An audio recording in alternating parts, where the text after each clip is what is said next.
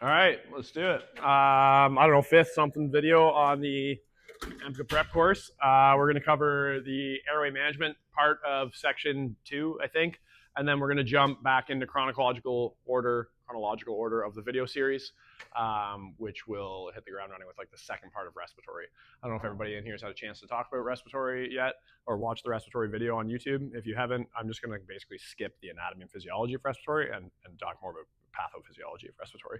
I thought, because it was a holiday last week, we just leave section 2 hanging out, because I think starting off with talking about the lab components, like finishing off primary survey with more of like a procedural skill, made sense as a segue in. So we'll start with a case study. I'm going to intentionally give you very little information, and it might be like very much like common sense kind of feeling questions, but just let me know what else you want to know about this case study, and we'll see where we got. All right, so we have a 55-year-old male. That's all I'm going to tell you. Right? You're like, there's not a lot of things that I can just jump into what game I'm playing with there. It's right in the middle of the age, so my mind's like, is this going to end up being cardiac information? Could be it could be basically anything, because it sits in there. Okay? Maybe it's a drowning, probably not as likely. But what else do you want to know? What their complaint is? Well, they're not complaining of anything because they're unconscious. Okay? Unconscious 55-year-old. What else do you want to know? Okay, before we even get there, you're in the truck. You haven't even got there yet. What do you want to know? You're like, does the dispatch really just tell me 55-year-old unconscious? Nothing. Yeah, they were working at a construction site. Okay? Working on some scaffolding.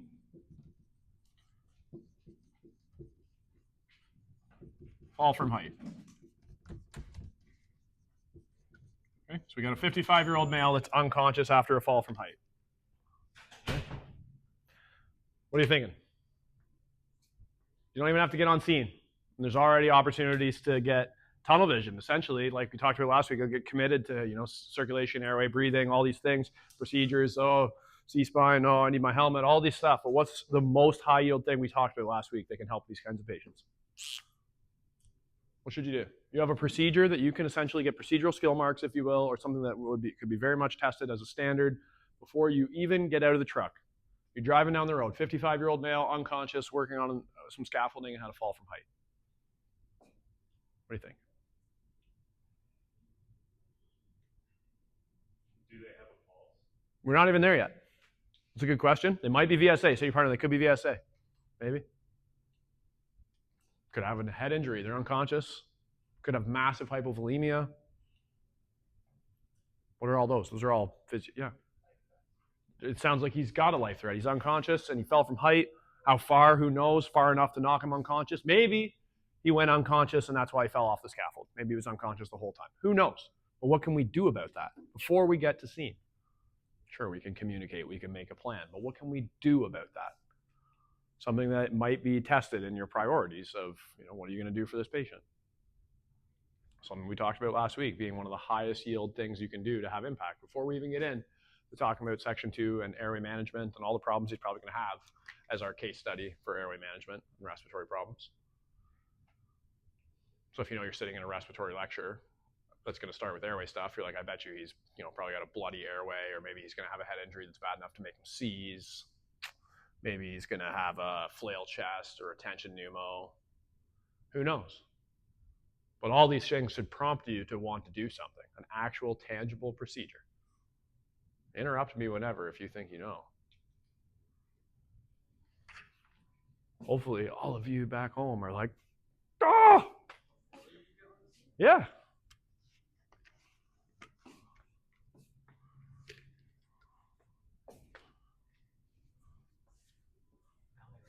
Yeah, who? Who are you going to call? Oh. Oh.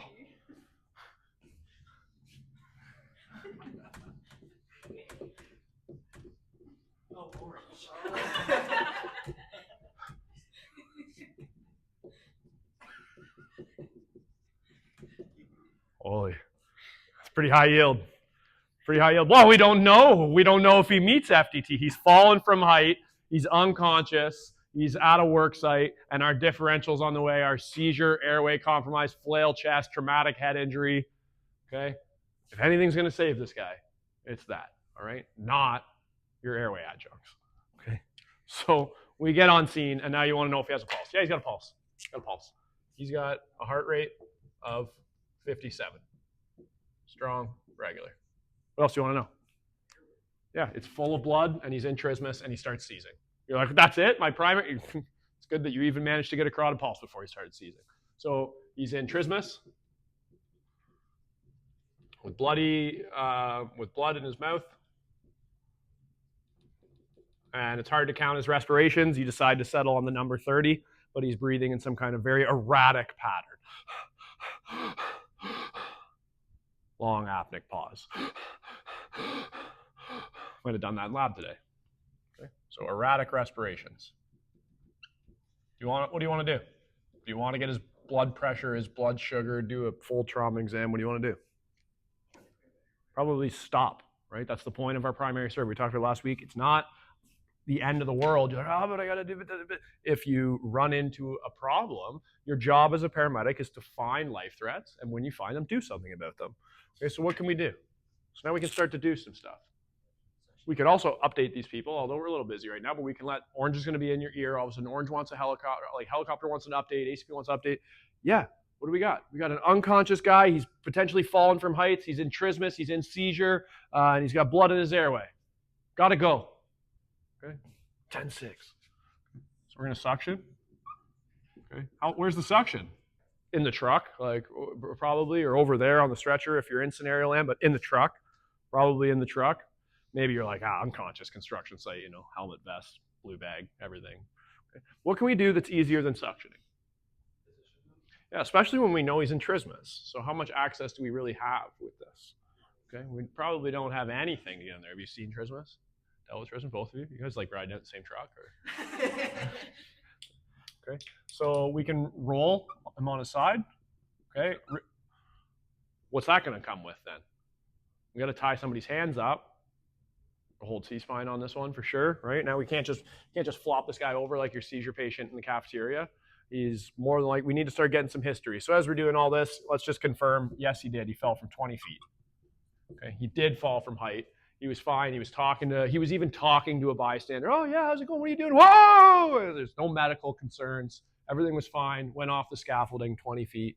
Okay, scaffolding's not in a pile. Scaffolding's not like unstable. He just wasn't wearing his harness.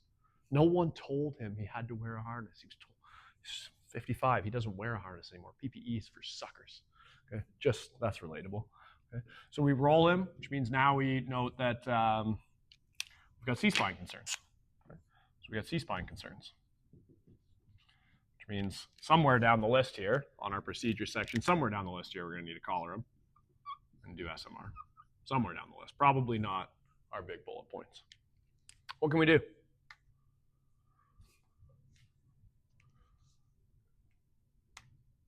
What else can we do? You're trying to suction, you're trying to keep him on his side. Yeah. Maybe. We're kind of busy. We haven't even timed his seizure yet. We haven't even really looked at his head. We haven't even visually looked, right? We're not going to be able to free up hands to do an RTS. Right? We're stuck here. What else can we do? Seizure is going on for a minute or so. You're trying to suction things. Somebody manages to throw a SAP probe on there. Reads as like, I don't know, like 75. Okay, so you try the NRB. Okay, it's got these like really erratic chain stoking respirations. So you're like, you sure you want an NRB? Like, I don't know. I feel we probably need to ventilate this guy. And it's like, okay, well, he's still seizing, so I don't know how well this whole sideways BVM two-handed seal. Oh, good thing we called the helicopter before we got into this, right? You get on scene with this and look at how many places we can start going. Okay, call the helicopter. It is a bullet point in every OSCE you do that's trauma related that will lock you up on procedural skill. Okay. All right, so his seizure stops, and we note in this guy's story, where'd my black go? Here we go.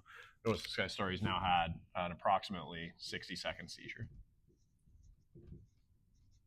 Okay. So we start ventilating.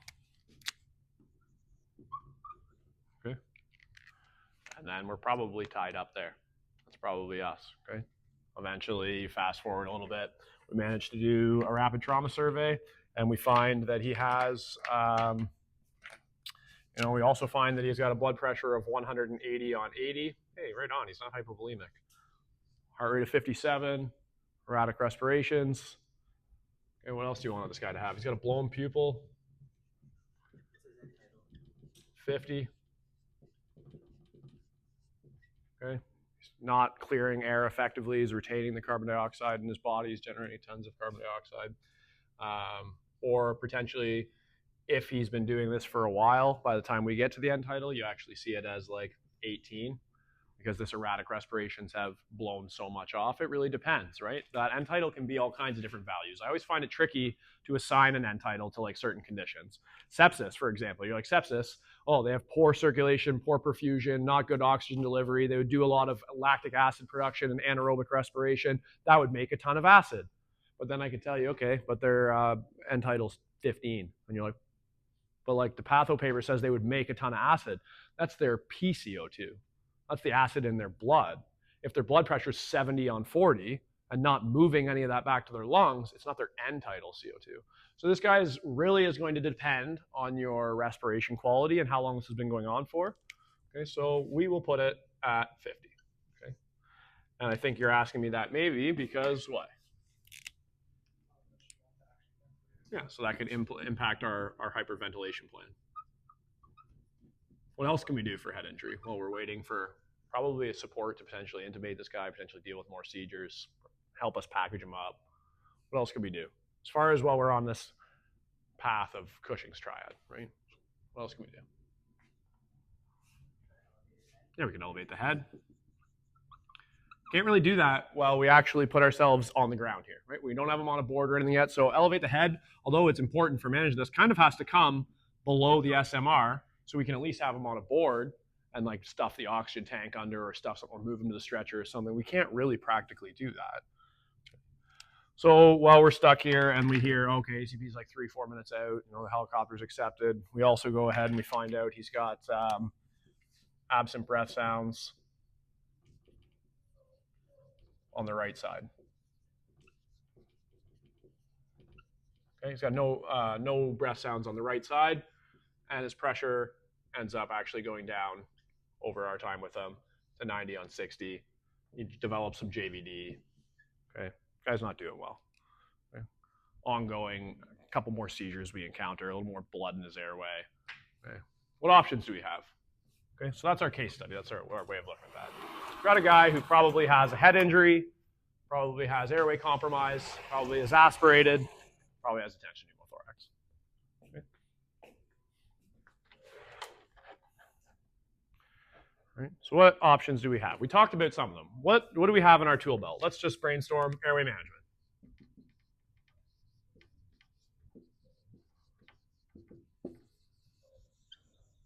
What options do we have? Yeah. And again, we mentioned it last time. What's simpler than adjuncts? Manual maneuvers.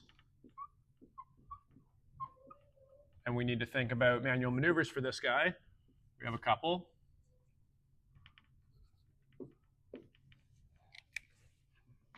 We said head tilt chin lift. And I'm going to call that one a no-go for this guy, right? More than likely has spinal percussion, so we can't really do a head tilt chin lift. I have noticed a lot of you here only do jaw thrusts. Like medical calls in the lab and stuff, everyone doing these jaw thrusts. Like just head tilt chin lift. That's all I'm looking for when it prompts either the guy's snoring or whatever. Head tilt chin lift. But I seem like this got lost in translation somehow first semester or something that like everyone's just doing jaw thrust. I'm tied up, what do I do? Right, so our jaw thrust is ideal while we're ventilating because we're already there. We can do a head tilt chin lift and a jaw thrust. Everything can all come together. Or when we have C-spine precautions. Okay, so we've got a jaw thrust. And then there's one more manual maneuver, which we said in our case study. But you might not think of it as a manual maneuver because those are the two manual maneuvers. But hey, how are you? Good. What's another manual maneuver we have? A thing we do with our hands to support airway. If I tell you he's vomiting, I'm going to want you to put people on their side, right? Roll people. Okay. And maybe you support that with pillows, C-collars, straps, lots of different things that are all about positioning. Essentially, we're getting at positioning. So we're kind of just talking generally now, but keeping in the back of the head that our everything jumped off as a jumping point from someone who's fallen from heights, massive head injury, very, very severely sick, probably has respiratory and airway problems, and has underlying neuro issues. Everything gets very difficult to manage. Okay. So the next thing we said we have in our tool belt is adjuncts. Okay. So adjuncts. What adjuncts do we have? Okay.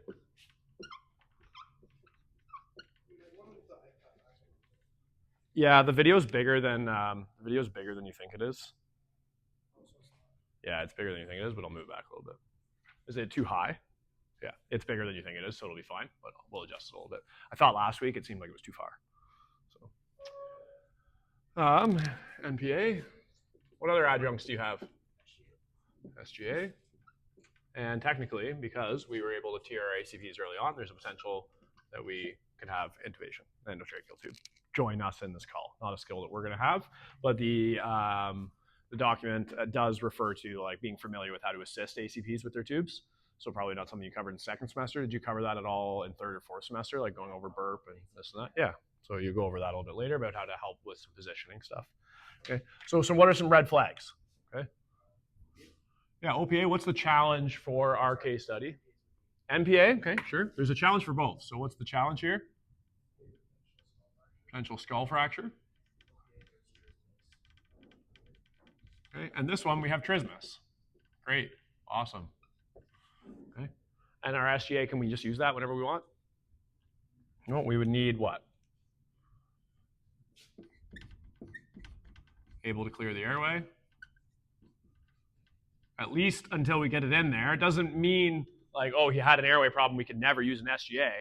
It's just like, if his airway is full to the top with blood, you're not just like, thump, good problem solving. If you can't get the airway clear, then you should probably continue to aggressively manage it how we were already discussing. Okay. The other challenge here is he needs to be GCS 3, which in our case study we never talked about, but I think it's safe to assume he was unconscious and then we trap squeezed him or asked him to, give us a little smile or anything like that. He wasn't going to follow commands. He wasn't groaning out or anything. But if that guy is even groaning, then the SGA is not technically indicated for us. Okay, and is there an opportunity for you to go cowboy there and be like, oh, yeah, he let out a little groan, but like we need to do something. Try to shove this SGA in, he starts gagging on it, causes more of a spike in intracranial pressure. You end up making things worse. Our directives are very conservative. They're set up for you to help people and not hurt people. So while there's always that what if, like, should I go cowboy? Not on the AEMCA. If you're like, well, that's a contraindication, but I feel like from what I remember on the road, like, I'd do it. It's not the right answer on the test. Right, it's a ministry exam. If you are like, well, he's clearly GCS 4, it says he groans. SGA is not one of the answers. Okay? Again, I don't sit on the committee or anything like that, but they're not going to give you those like, well, in the real world kind of vibes. It's going to be a follow the protocols, know their expectations, answer the questions kind of test. Okay. There is a handful of contraindications there as well. What kind of contraindications come to mind for your SGA? Airway obstruction. Yeah, could or obstructed. What else? Yeah, he's inhaled and swallowed a bunch of poison or whatever. What else? Varices. It's going to tie, the varices are going to tie probably back into an issue with clearing the airway. Not a nice call to manage. Definitely, again, looking for intubation on that one if possible. I think there's one more, right? Trauma, significant trauma. Okay, so that's not trauma. This guy's not out because he's a trauma patient. It's airway trauma.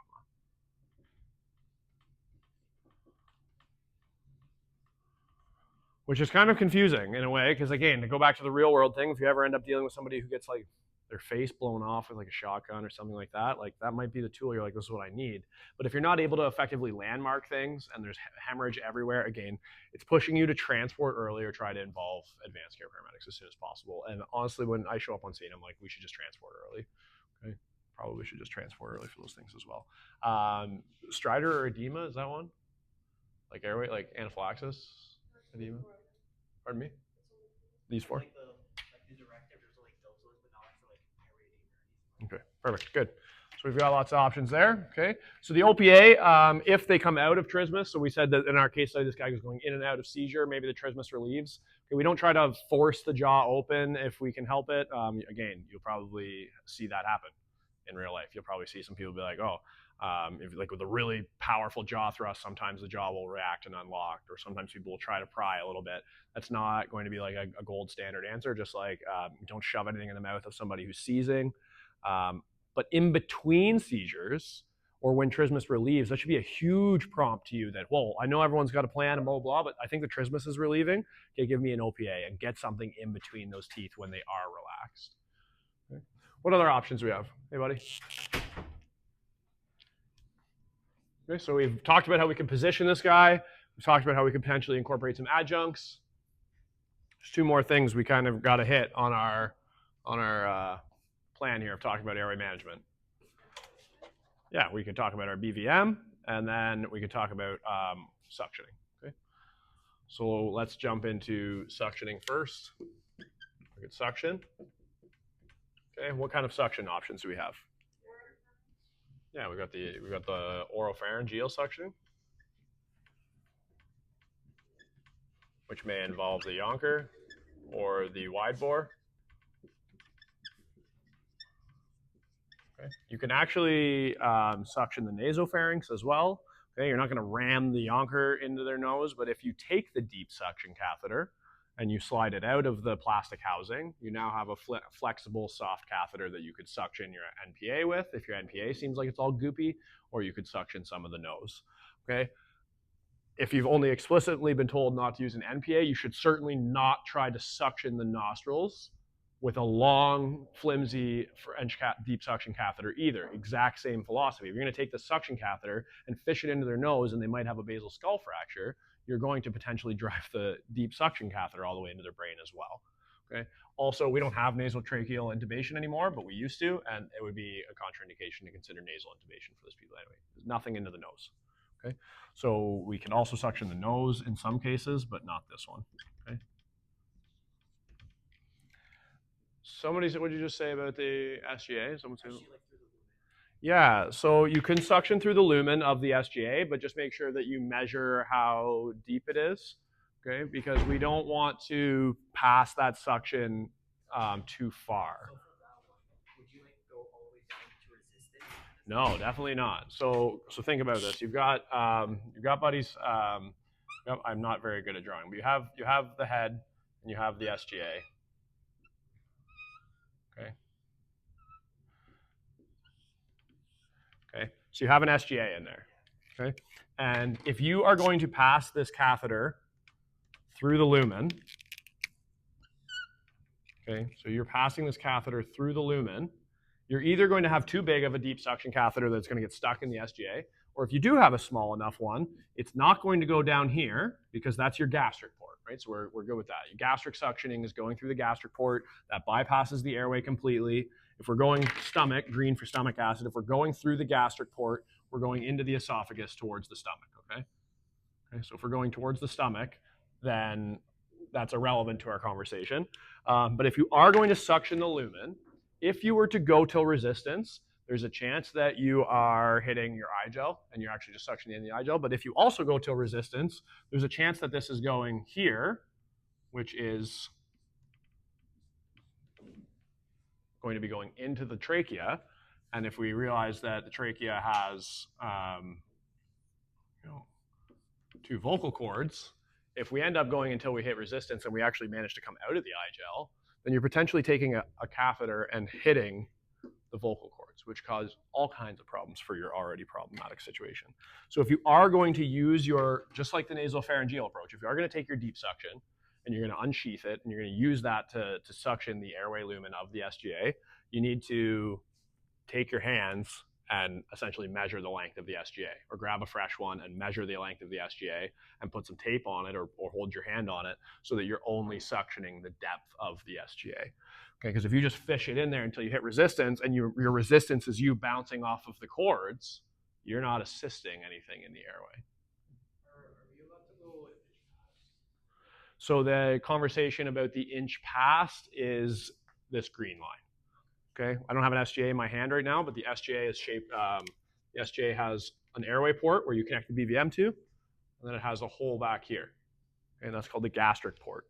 And this airway port comes out. Okay, this airway port comes out at the SGA. Okay, but this area, I'll do in green again. This area is attached and comes out down here. So you can go an inch past to suction the stomach contents if they are coming up. You're not able to get all the way down to the stomach. Okay, but if you're going in the lumen, then you need to measure just the length of the SGA so that you're not potentially coming out and hitting the cords. Okay, which segues into our next conversation about suction, which would be the opportunity to deep suction. And I think it's really good in the case study we have to have had this conversation, because is there an opportunity to deep suction this patient? When? When? How? Okay, deep suctioning is for what? What are we deep suctioning? Deep meaning beyond the cords. We are actually going to be suctioning beyond the cords. Nope, we're going beyond the cords. So that's gastric suctioning, right? So we'll have to make ourselves a little Venn diagram here in a second. Okay. When do we deep suction? What are we deep suctioning? Where are we deep suctioning?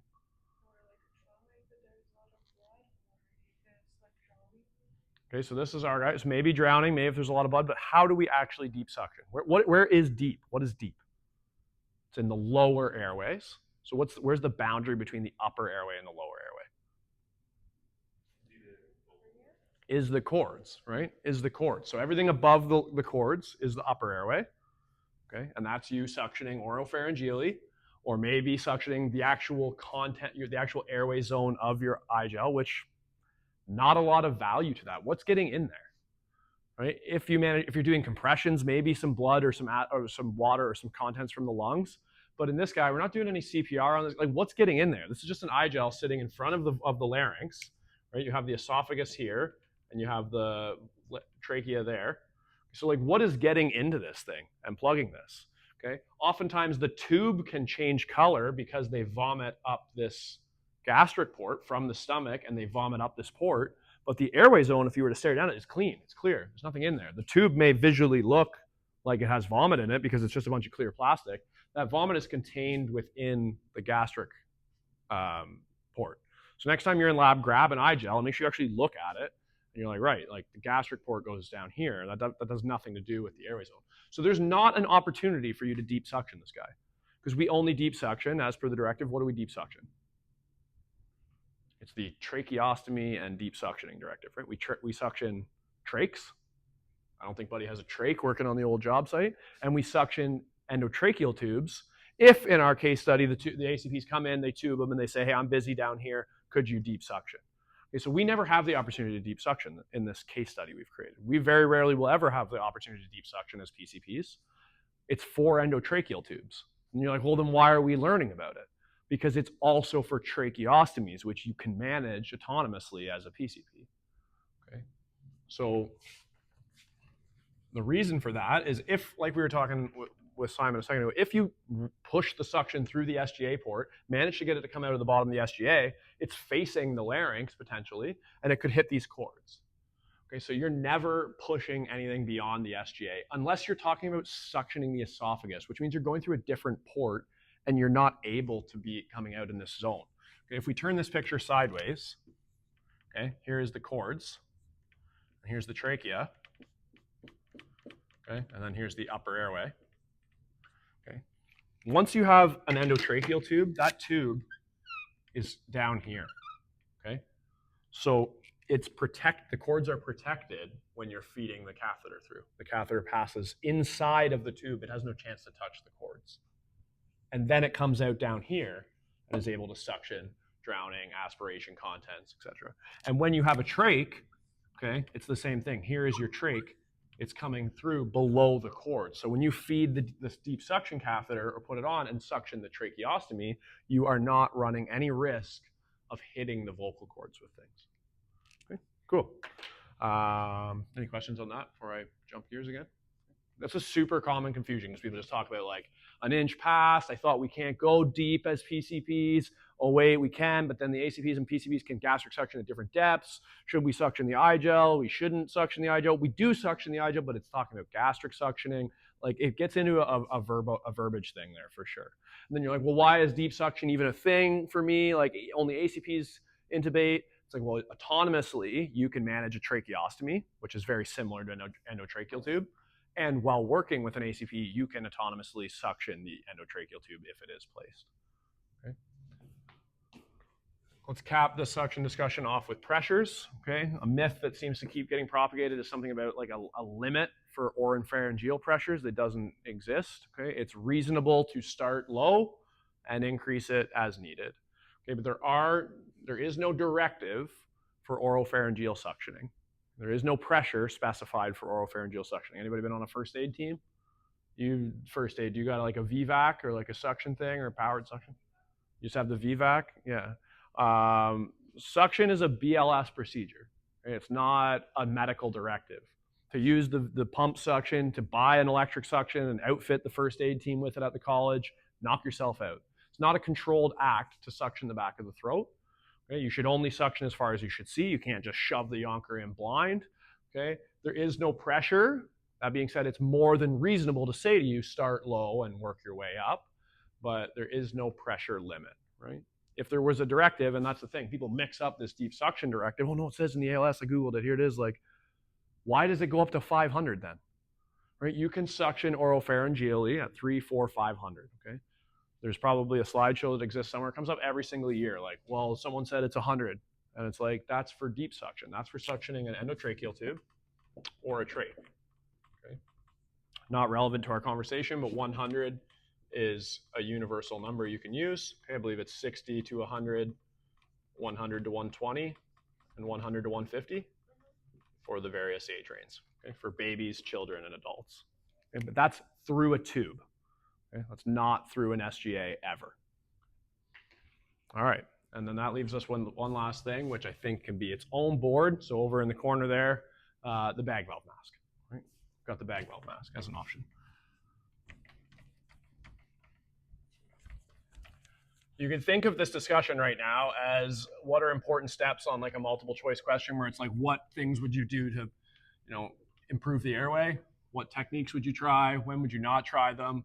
But you can also, for a more practical thing, while you're trying to think forward to graduating and writing this licensing exam, I want you to leave with like practical stuff as well. What you can leave here with is like, what right now our conversation is very much the procedural skill section, okay? And resource utilization, arguably. So how could I improve my points, or what comments would I make about you while you were doing airway management, and what would I include in procedural skill? Hold on. So what comes to your mind when we talk about the BVM? Rate? Okay. Even bigger picture than that.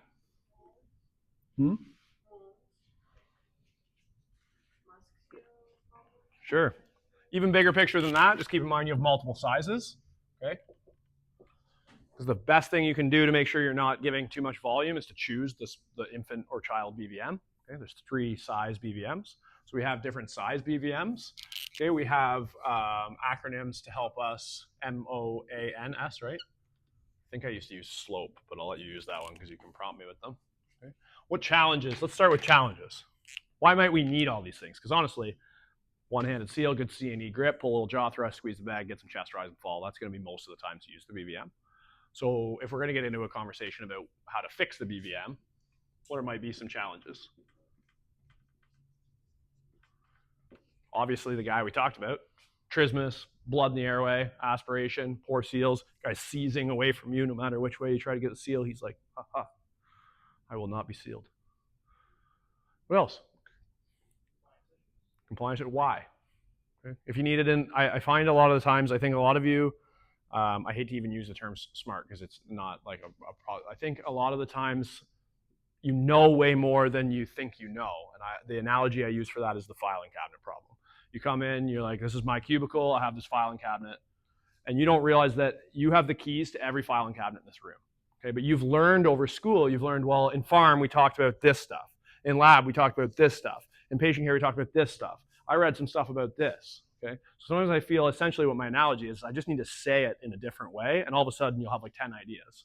So if things aren't jumping out of your mind, like what are challenges with the BVM? Why might we need to improve the BVM?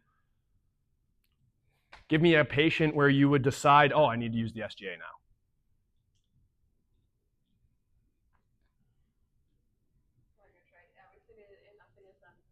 Okay, so an inadequate OPA or contraindicated NPAs, okay, some kind of problem with those. Why else might we want to put an SGA in? Or could anticipate difficulties with the BVM. Two-handed seal is a huge one for me, so I'm alone.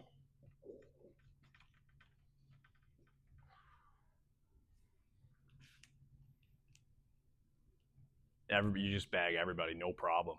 No problem. You guys are just lights out. Okay. Long transport times. Vlad's assignment, difficult extrications up and down the stairs. Like 1,000 people asked me about if I would ventilate at the top of the stairs, the middle of the stairs. I think it was your first semester patho assignment. Difficult extrication. Okay. It's good things. Progress to continuous respiration, so you're in a rest. Okay.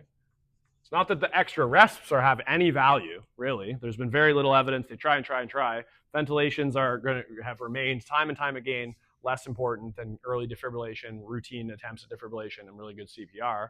Moving to asynchronous ventilations, if you go from 30 to 2 to just continuous compressions, that's a potential increase in chest compression time or a decrease in time off the chest by a very significant portion. So I'm like, yeah, squeeze it every 6 seconds. Really what you're doing is not as important as the fact that now that you're doing whatever, we're just doing continuous compressions. And that's huge for survival.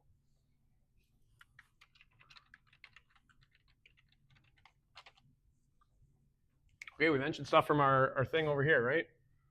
Blood, vomit, trismus. Blood and vomit doesn't have to be in the airway. It can be all over the airway. What else could be wrong with somebody that makes it challenging to ventilate them? Yeah, beards. Big beard, no teeth.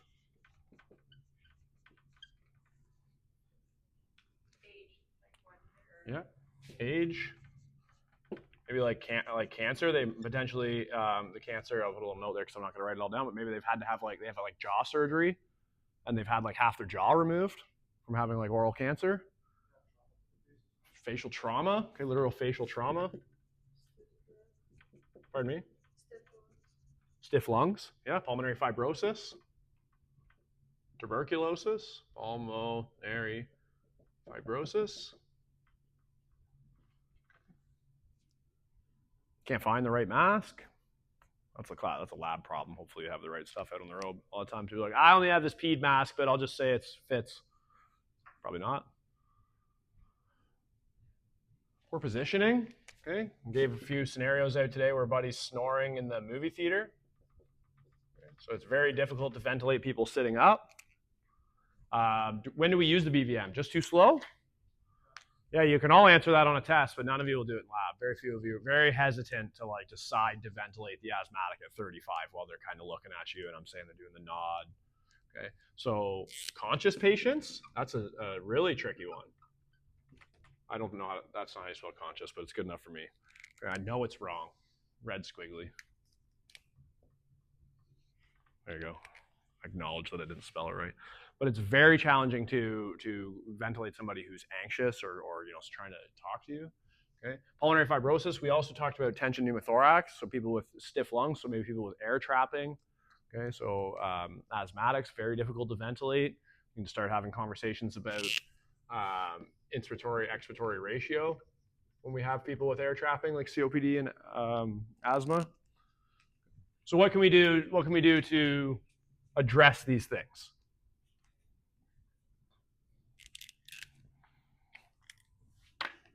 Do blue. Yeah.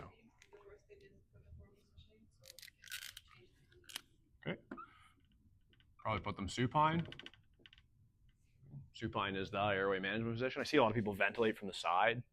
Okay, it looks like I don't know if it's effective at all, but it certainly tells me if I walk into a room and you're trying to ventilate from the side that you don't know like the culture of the education. So it makes me question everything that you're doing. Same when I see people just like carotid pulse check like that, check pulses on the wrong side. Like when you do things where it's like, I feel like you're deviating from what we all learned in school.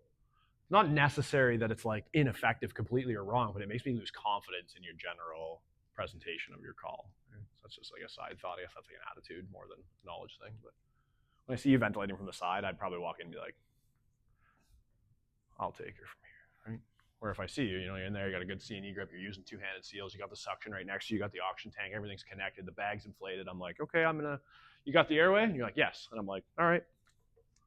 Instead of me being like very second guessing. So what do you got over here? Let's use your acronym. What's your acronym stand for? Mask seal? Huge. How do you get a better mask seal? Use the right size mask, size bag and mask. Okay. Two-handed. You're looking for procedural skill points to lose in an OSCE, and I'm sitting anywhere around you. Two-handed seal is huge. I wish I had a BVM. I should bring some stuff. I should bring some toys now that we have a lab right next to us. I did this before where I first started doing this. I was in a classroom that had no lab. Like I was doing it at like just a boardroom. So now that we have a lab, I could bring some things. But spot I get you every time. I give you, reminds me, obstruction.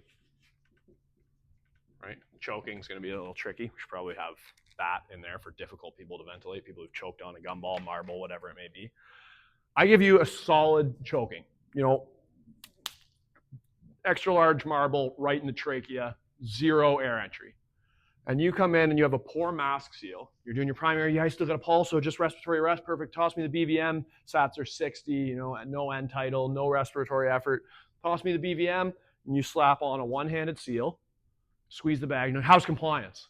And I decide that the challenge of this scenario, or the challenge of real life, is that your one-handed seal is not a good mask seal. How do you think the compliance is going to be? Terrible? Perfect. Right? If I just hold a BVM up in the room right now and I squeeze it, how hard is it to squeeze? It's literally zero hard to squeeze. It's perfect. It's perfect compliance. If you don't have a good seal, there's no resistance. The air is just going out of the BVM into the room. Okay, if I take that same BVM and I hold it down here and say, everybody come around, and we all put our hands on it, we seal it so good, that's where it becomes terrible. So you don't recognize the obstruction unless you have a good mask seal. And once I tell you, oh yeah, great compliance. Your partner's like, compliance is great. I got it from here. You're like, perfect. Problem solved. So mask seal is huge. What's O? Oxygen? Obesity? Oh, these are challenges. Okay, obesity. We never got that one. Face shape. What else? Age. Well, these are all problems. I don't like this acronym. I thought these were solutions.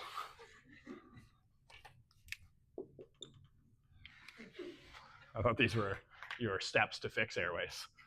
And, oh, just keeps getting worse. Secretion? Stiff lungs. Oh, stiff lungs. Okay, well, that is not helpful. It's helpful for coming up with things, but also just come up with things. Anybody have an acronym to fix things? Hopefully I can remember it. You have no acronyms to fix things? No one taught you an acronym to fix things?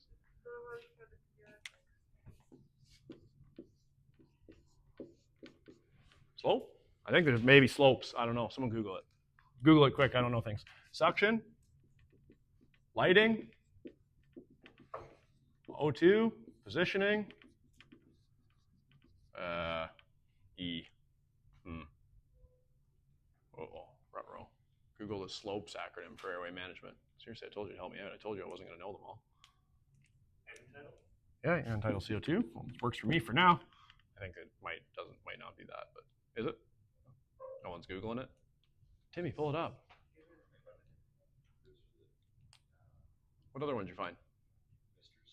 Mr. Sopa. That one's a great one. Yeah, Mr. Sopa works as well. I've heard of Mr. Sopa. Mr. Sopa works for everybody. What's Mr. Sopa? Mask seal again?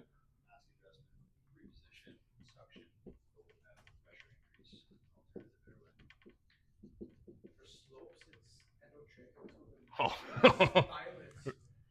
Who even? Man, I should know those ones.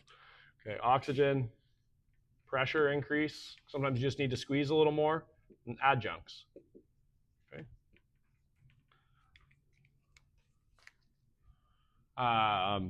Let's add one more S somewhere in here. Okay, let's add another S outside of our acronym. Sniffing position. Okay, that's kind of positioning.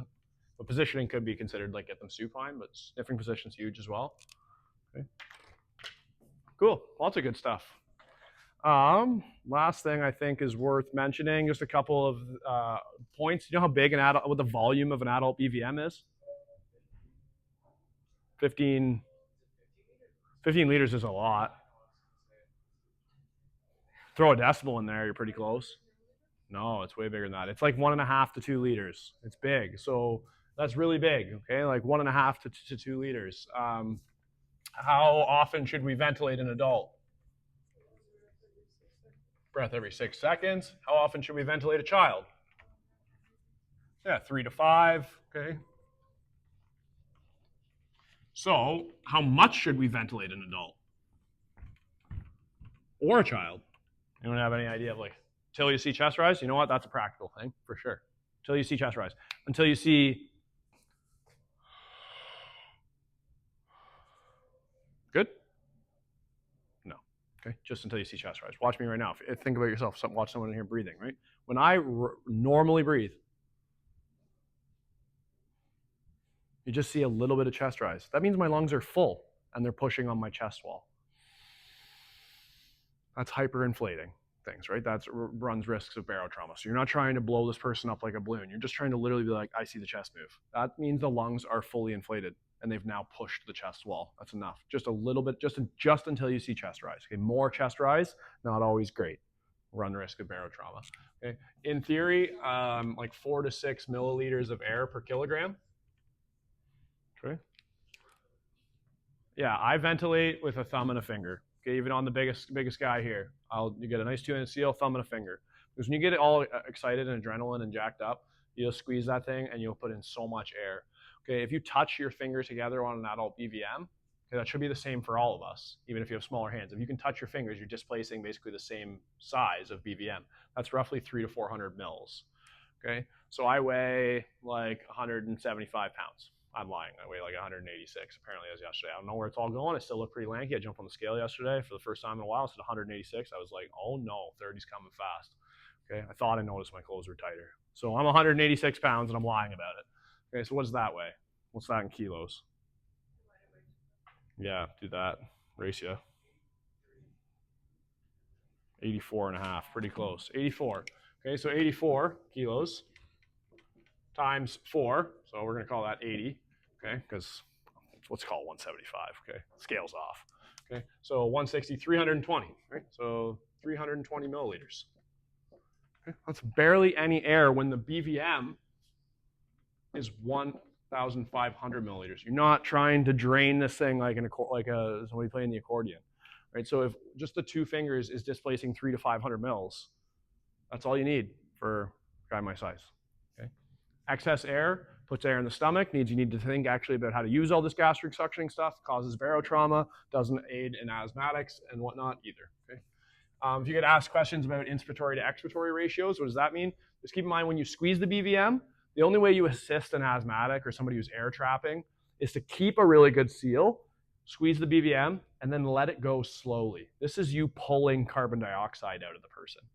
Okay? If you just squeeze and come off and don't have a good seal, they don't get the exhalation effect of the BVM. The BVM does have like essentially like some suction effect as well if you hold a good seal and you let it out slowly. So you can ventilate over 2 seconds and then let it out over like 5. And now you're giving them extra time to exhale compared to inhale. And that allows you to alleviate some of the air trapping. What are some, let's do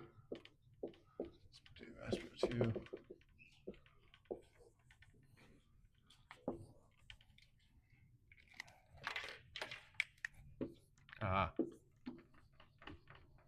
Let's compare and contrast the end title and the SPO2. Let's talk about that.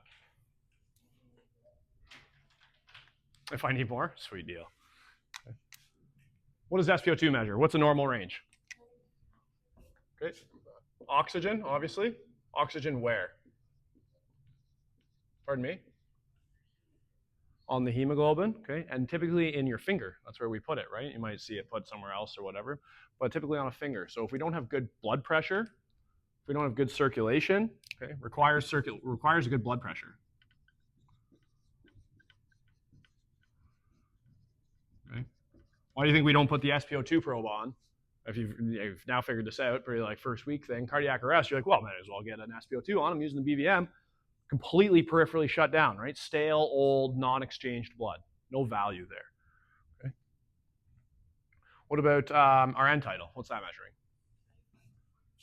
35 to 45 what? Okay, and that's measuring carbon dioxide.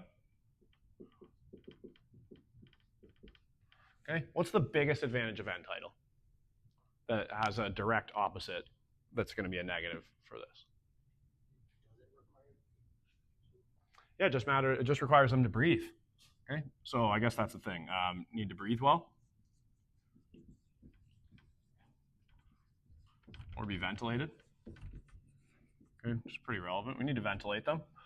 You need good pressure for this too. We talked about that with sepsis. If you don't bring your blood contents back and recycle it, it also requires good perfusion.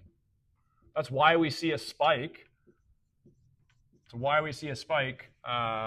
When we have a VSA, who all of a sudden we get a ROSC, boom, their heart beats, they get way better stroke volume, they get way better cardiac output, they get way better round and round. All of a sudden we go and we pick up all that all that like accumulated PCO2, and we bring it back to the lungs, and all of a sudden you measure this sudden spike because that's their heart that's now doing work and increasing perfusion.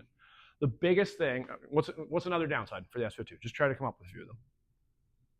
Cold, nail polish, or stuff like that. It's in your head. Cold, nail polish, ambient lighting. What else? There's a big one. I gave you the easy ones. Well, I gave you the hard ones, I guess. Does it measure the oxygen on the hemoglobin? No, it measures stuff on the hemoglobin, right? Which means that it's vulnerable to CO poisoning. And give us a false sense of security. I'm sure you've heard the CO thing talked about a lot of times. It can give you a false sense of security as well. If you had somebody who's poisoned with cyanide, how can you get poisoned by cyanide? And yeah, inhale it, huff it. Where do you find it? Is it in here? Is there any cyanide in here? Gas leaking, maybe. Where does cyanide come from? Apple seeds. Okay, that's probably CO or gas. Yeah, I don't think there's cyanide in natural gas. Maybe. Don't quote me on it. Carbon monoxide probably from poor combustion. Is there any cyanide in this room? Right now, is there a potential source of cyanide in this room? What? Paulina's got an apple. Don't eat the seeds. Okay? You all have some, not just Paulina, not apples. Okay, where does cyanide come from? This conversation about CO is way more relevant in 1970 when a house burns down than it is now. Okay? When cars didn't have catalytic converters, all that stuff. CO. What about now? Where's cyanide come from? Not the tech, but you're really close. Plastic. Combusted plastic. Okay, when plastic burns, it releases cyanide.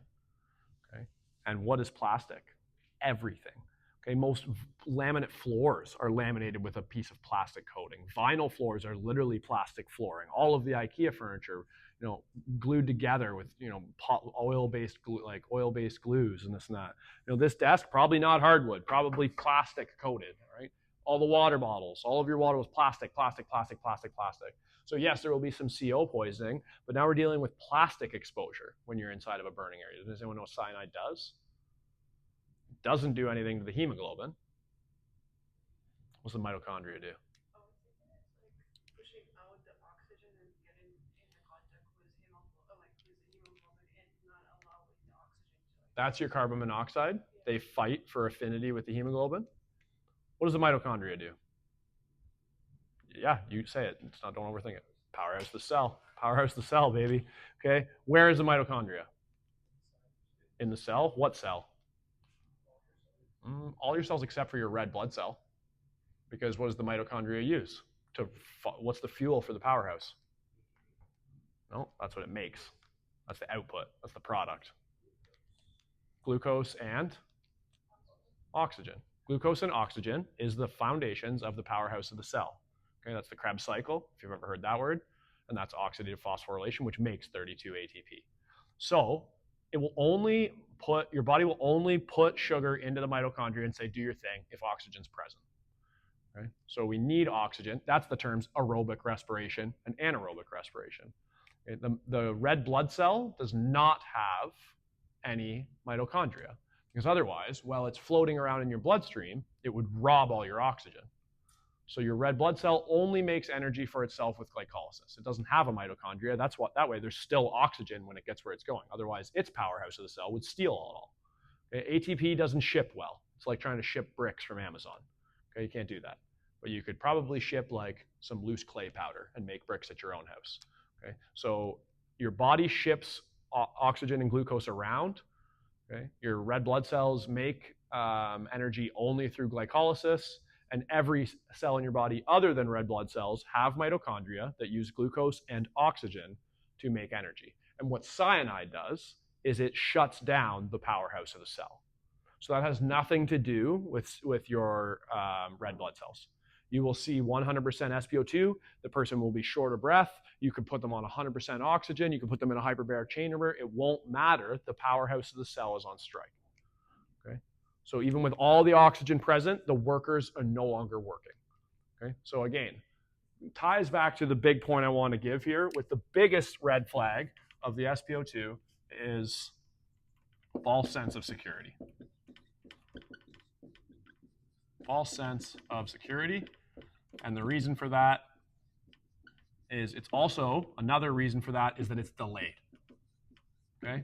I wish I had a monitor. I should bring a monitor too. If I put an end tidal on my mouth, on my finger, and I hold my breath, my sat will stay 100 for probably a minute, at least. Okay? Probably a minute. I did this in my lab a bunch last semester, and I can't do it anymore. I have to breathe, and my sat still hadn't fallen. And I waited 45 seconds or so. End tidal, what's its biggest advantage then? Opposite of that. Real time, yeah, instant feedback, okay? So you can confirm airway placement, you can tell if somebody stops breathing, even if you put the nasal cannula on, okay? Real time, huge, huge, huge, huge, awesome. Why might somebody's end tidal look like this? Yeah, so we're seeing a delay in how long it takes to get carbon dioxide out. Normally, we should see exhale. All the carbon dioxide comes out. But this is time. So when you're starting to see this fin, it's taking more time to get rid of that carbon dioxide. Okay? So normally we just exhale. Okay? When we start to inhale, all of a sudden there's no more. And then we breathe, and then we wait. And when we exhale, all of a sudden the exhalation finishes. So we inhale, we exhale, we stop exhaling. Okay? But now it takes longer. So if this is shark finning, it takes longer to finish that exhalation. Okay? Cool. There is in here, if you turn your attention to the screen, there is a couple of things that are worth, especially probably for you guys. You guys might know this stuff still because it's not too far away. Formula to change a D-tank. Okay, that's some first semester stuff rolling around there. So see if you can cue that one up before you look at the screen. And hopefully as you're trying to cue that one up, you're like, oh, if I don't remember those tank constants, I'm screwed anyways. Okay. So minutes left is equal to the tank pressure in PSI minus the safe pressure, which is 500 PSI, times the tank factor, which is, what do they use for an acronym for that? Tank factor, they have a formula down here. There it is. Yeah, they use the word factor. Okay. Times the factor all over the liters per minute. Okay. So we have two tanks. What tanks do we have? We have a D tank and an M tank. D is small, okay, and the M tank is big. 1.56 and 0.16, I think. Money, it's in there. Okay. So you can calculate how long your tank has. That's a great multiple choice question. Okay. Using the M tank, how long would you have if you had 1200 PSI and you were at 15 liters per minute? Be sure to use 500 as your safe residual pressure for things. Okay. No. No, you're not. Which could get you with probably more realistically, practice your IV drip rates. If there's anything that could potentially come up where you don't have a calculator and it truly is a challenge, it could be your IV drip rates. It would be challenging to do those tank factor questions without a calculator as well. It might give you, because they know that, they could potentially give you the formula. Maybe like choose the right formula for miscombobulated versions of that. Just be like, choose the formula, and if you did have a calculator, you'd be good to go. Guys were running out of oxygen in front of you, and you're like, just change the tank. Or go to the truck. You're like, well, I think by the time we finish signing him off, he'll still have a couple of minutes left. Okay, yeah, so the other thing that's more physiological, remember these guys? I don't want to spoil it. 4 gas laws. Okay, gas laws matter before we talk about respiratory. Boyle, Dalton. They have Charles listed there too. It's not as important. Okay. Remember any of them? First one to go has the best shot. So one of them was like increased pressure, volume increases, and then decreased volume, decreased pressure. Okay. So the pressure and volume are constant of 2 systems, or of the same system, which means if this number goes up, if volume goes up, okay, then the pressure must have gone down. Okay. If something, who's got something I can squeeze? Okay, do I have anything I can squeeze in here? Need something to squeeze. Anyone got a stress ball? Hit me with a stress ball. The stress ball works because it squeezes itself. Nice. Oh, okay. So you got a ball. It takes up this volume. Okay. If I apply pressure to it, it takes up less volume. Okay. If all of a sudden we took the stress ball into space and there was no pressure, it would start to expand and like rip itself apart. Okay. So if I apply pressure, less space. Okay. More practical. Thanks. More practical. Okay. You have a diaphragm. Okay. And you inhale. Okay. Some lungs. Really doesn't matter about the trachea, just need the lungs. Okay. So you have atmospheric pressure out here, 1 ATM, and that's not going to change. So what we can do, if we want 1 ATM to come in, we need to reduce the pressure here. Okay, so the way we can reduce the pressure is by moving the diaphragm. And when the diaphragm is now down here, there's more space. Okay, so if there's more space, but there has to be less pressure. Okay, you can think about that with a pop can too. If you shake a pop can, you start to increase the pressure inside of it. The volume starts to expand. You could reach a critical point where the can blows up. Okay, usually the metal is able to keep that under. It can tolerate that. Okay, and then all of a sudden we have all this pressure in here. The lungs are able to expand because the air rushes in. Okay, now the lungs expand, and then our diaphragm relaxes and it pushes up. And now we have all this pressure in here, but we're getting rid of the space. This becomes higher pressure, and it eventually forces itself out the other way. Okay? And that is something you might just have memorized, but it's fundamentally related to Boyle's law, okay, which is that pressure and volume must remain constant. Charles' law is the same idea, but instead of talking about pressure, it's talking about temperature. Okay, where if we heat something up, it expands. If we cool something down, it makes up smaller space. Okay, which is also why if you put a pop can into the fire, somebody throws a whole beer can into the campfire, she's going to blow up. Okay, so the water starts to boil inside, take up more space at this higher pressure. Okay, it's going to want to continue to expand. Eventually, it blows up. What about Dalton's law? You use this one all the time. You just don't realize it. What's the percentage of oxygen in the air? 21%. Okay, 21% O2. Therefore, what's the other 79%? Other stuff, everything else. Okay, all the gases, P1 plus P2 plus P3, all the gases will equal P total. Okay, the total pressure which is we are referring, if we're using percentages, because we could use millimeters of mercury and whatever, okay, that is going to equal 100%. So nitrogen, I think argon is actually a huge one, like approximately 1% argon, approximately 1% in there. Those all make up CO2. Okay, those are all small. That's nitrogen gas.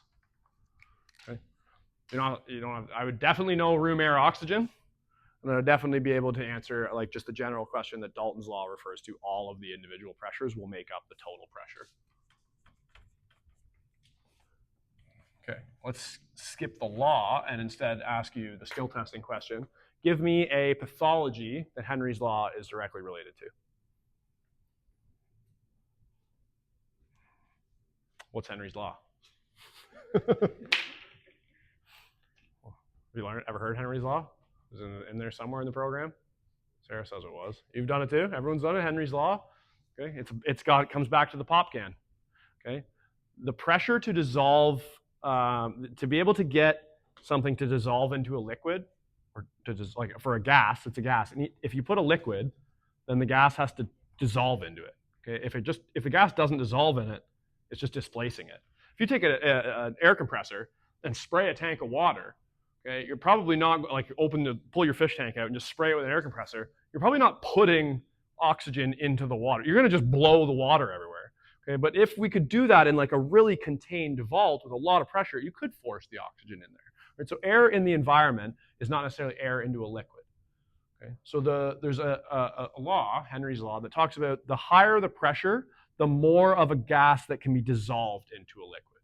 Okay, and that's a pop can as well. So a pop can is sealed, and inside of a pop can, here's another skill testing question. Inside of a pop can is that. What's that? So like there's like 5 molecular formulas a paramedic has to know. No.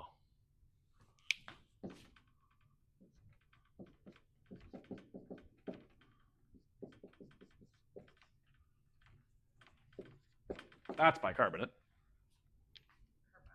That one's carbonic acid, which is the carbonation inside of a soda. So if you have carbonic acid, it's bubbles. Only you can't see the bubbles. It's like Schrodinger's bubbles. If you have a pop can, is there bubbles in there? Not yet. Not until you try to open it. Right now, it's just a liquid inside of a can. Okay. Once you open it, the can is under less pressure. It's a pressurized can. When you crack the can is now under less pressure, and the bubbles don't have the same pressure on them, so they don't want to stay dissolved in the water anymore. So they go. Okay. So now, what pathology is that related to? Pulmonary edema.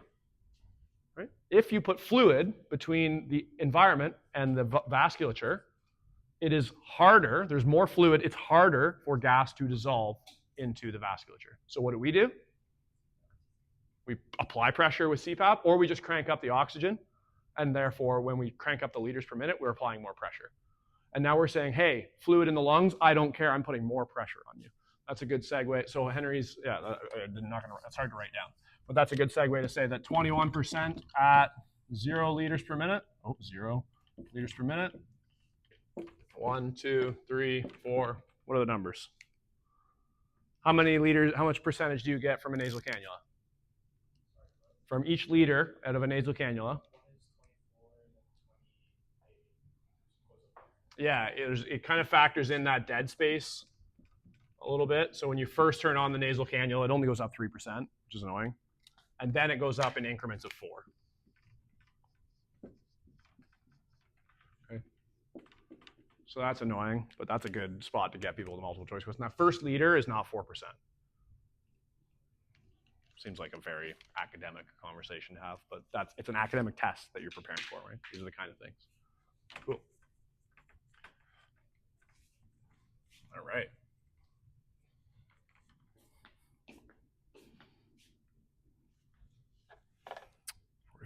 Cool. All right, what else floats around on here that we didn't cover? Not much. What do you use to breathe? How does your body determine when it should breathe? My what? My brain, what part of my brain? Medulla, pons, what do those two structures use to actually determine whether or not to breathe? Yes, those are the structures involved. CO2, which gets measured through chemoreceptors. Cool. So remember that. Pons and medulla, mainly the medulla, uses chemoreceptors,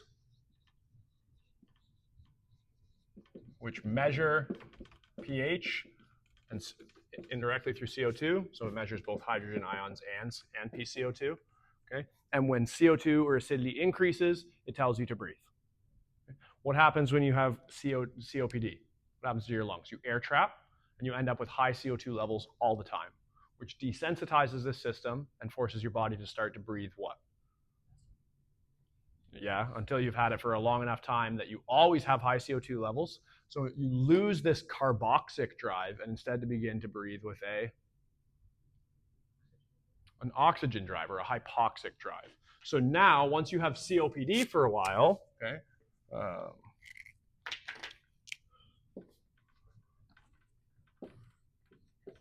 COPD, okay, increase CO2 all the time,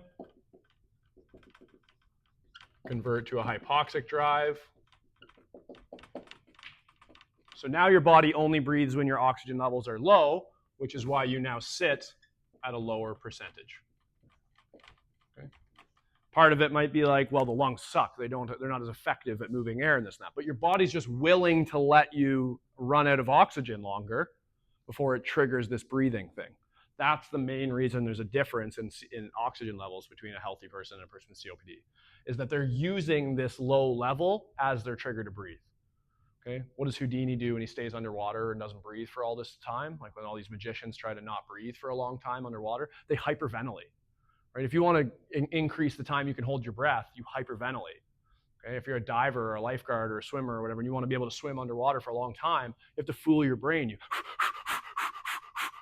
now your CO2 levels are really low, and you can swim around, lightheaded and hypoxic, but you don't build this increased level of CO2 that creates the anxiety in you to take a breath because you have a lower floor when you start.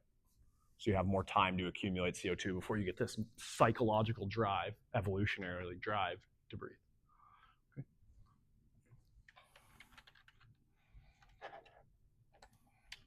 How you doing? You okay? Good for time? I want to keep going a little bit.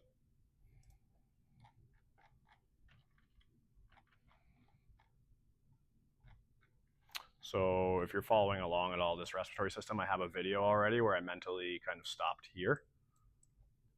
So we're going to carry on here. Okay, what did we talk about? So gets into a bunch of stuff. I think we'll jump back into another case study. Let's do another case study. Wants me to go through all of these disorders with you, which would take a long time, very long time. So I tried to highlight a few, and I have a plan. I have a rough plan.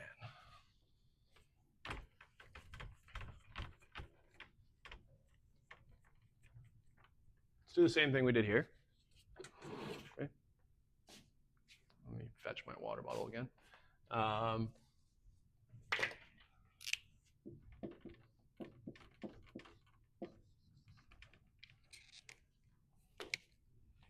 Let's increase the emotional stakes. This is Timmy. Don't let Timmy die. Now you're more motivated to answer. Like, save Timmy.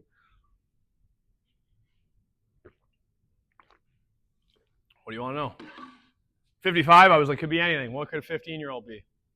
Pretty much still anything. They'll lie to you. They'll be like, kids aren't just tiny adults. At 15, they're just tiny adults. Okay, that's pretty much an adult. What do you want to know about Timmy? I want to know why he called. I want to know, did Timmy even call an ambulance? Like, should I even be here? Is Timmy just walking in the park? And I'm like, pull it over. Pull it over. I'm going to check on this kid. Okay. He has shortness of breath. What's another word for shortness of breath? There you go. Dyspnea. Okay. You read dyspnea. I was like, the whole exam was on dyspnea. I don't even know what that is. Why is Timmy short of breath? Oh, Timmy does have asthma. You got it. Okay. He's got a history of asthma and he's short of breath. He's at the school, track and field day.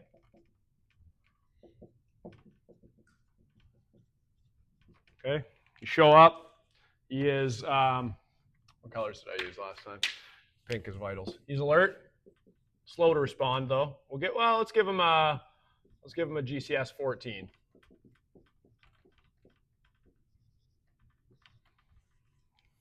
What else do you want to know about this little fella?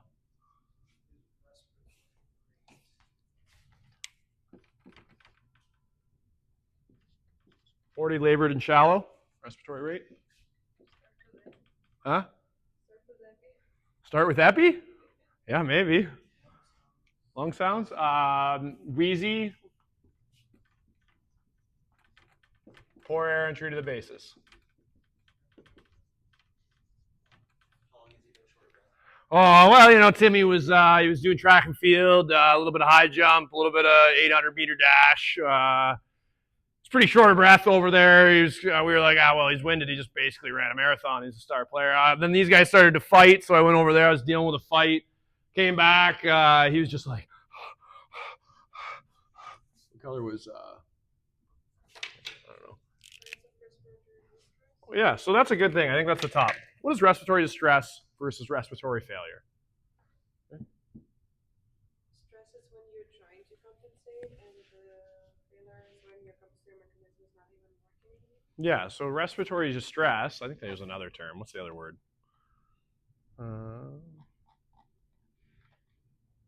Insufficiency is the word they use, okay? So respiratory distress, that's like, my compensatory mechanisms can fix themselves. Okay? If I do like 20 burpees right now, I'm going to come out of this in respiratory distress, and I'll be all right.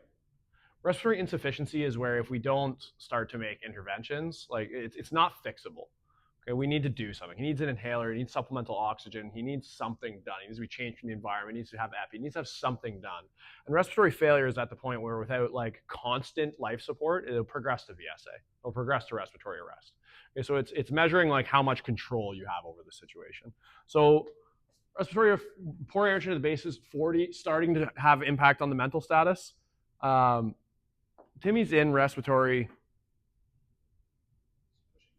He's pushing failure, respiratory failure for sure. We already said, okay, what we need to do is BVM this kid. He's going to love you. You're going to walk right up to Timmy. He's just like, and you're just like, boom, just hit him with the BVM. Just take him down. Timmy, we're the paramedics. Boom. Okay, so maybe a little communication. Probably the most important part. Remember what we said, using the BVM on somebody conscious, squiggly, not the easiest thing to do. It's a little bit of communication. Hey, Timmy, I know this sounds pretty crazy. I'm about to have to put this mask on your face, but the way you're breathing right now, it's no bueno.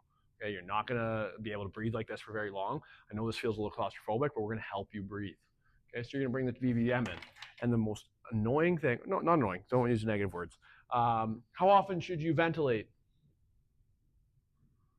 Right, that's the lab question you'll ask me. Oh, every 5-6 seconds, right? That's always the answer. It's every 5-6 seconds. Timmy's breathing at 40. What are you going to do? Tell him to take away breaths? Like, yeah, you have to assist, okay? You sit here with the BVM on my face right now while I go,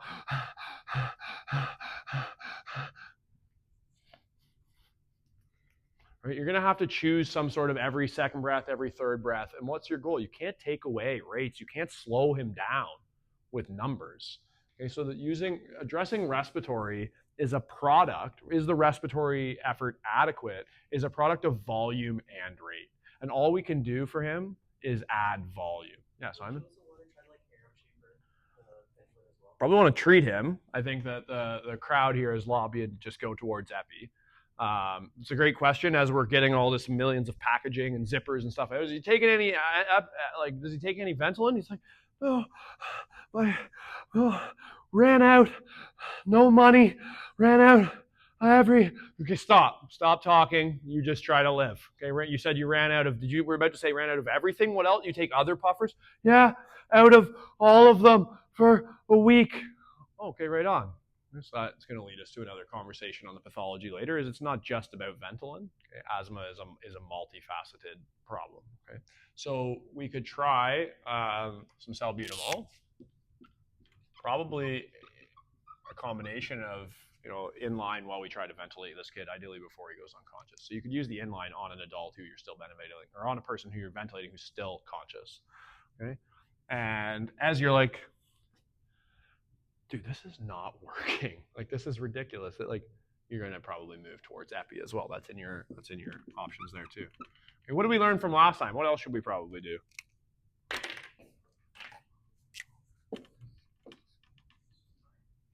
No, probably hates that. I agree that that is what we said is like the best way to ventilate, but as long as Timmy is conscious, he's going to want to stay forward, tripod, keep all that pressure and all those organs off of his chest, off of his diaphragm. He's going to want to lean forward. That takes weight and everything. That makes more space for you to breathe. Okay. That being said, while we're on that topic, until somebody thinks about who we should call, don't say helicopter. Yeah, don't say helicopter. You could. Maybe you could. Okay. Why? Because what kind of history questions might we eventually find out? We know that Timmy takes meds, ran out. What are other, not the time right now, although he might be going unresponsive, so everything could be the time. What are some other questions we might want to know about this little guy? Hospitalized, more specifically? Yeah. ICU, vents, okay. Respiratory infection history. And we should probably get ourselves a couple of differentials here before we get too committed. Because maybe, yeah, I did high jump, I ran 800-meter dash, and then I came over, and then we just started juggling gumballs, and I think I inhaled one, right? Before he goes under, maybe this is a choking. Maybe he has allergies. Probably want to know that stuff before he goes unresponsive, right? I think we already said, he was like, I ran out of my inhalers, haven't had them. You're like, okay, quacks like a duck. And I was juggling gumballs. Oh, great. That's not good. That's not good. You haven't been hospitalized yet. Today's your day, big guy. All right. What other options do we have? Not a whole lot. So that idea is maybe endotracheal tube. Terrible, terrible prognosis if he has to be intubated. This kid goes unresponsive and needs to be intubated. Very, very, very, very, very, very difficult to get those kids back off the tube. Okay. Blood pressure, respiratory rate, blood pressure and heart rate, not super relevant, although you can develop shock from respiratory failure. So eventually you will see cardiovascular collapse, brady down, okay, potentially go into shockable rhythms. End tidal, probably going to see that shark fitting, right? You're going to see that delayed, prolonged expiratory phase. Really challenging to manage this kid. Okay, so let's keep Timmy there. Can I wipe whiteboards with chalk markers? No.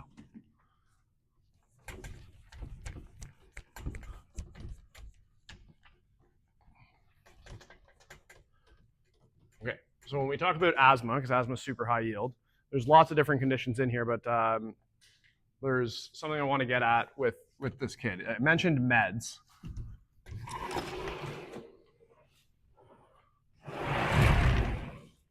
Okay, what medications do you think Timmy might take? See, buddy. Steroids, cool.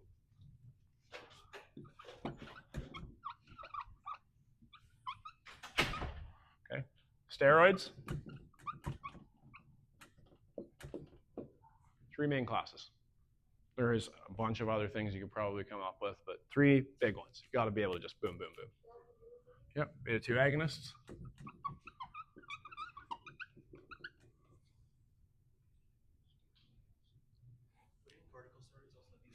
Yeah, corticosteroids.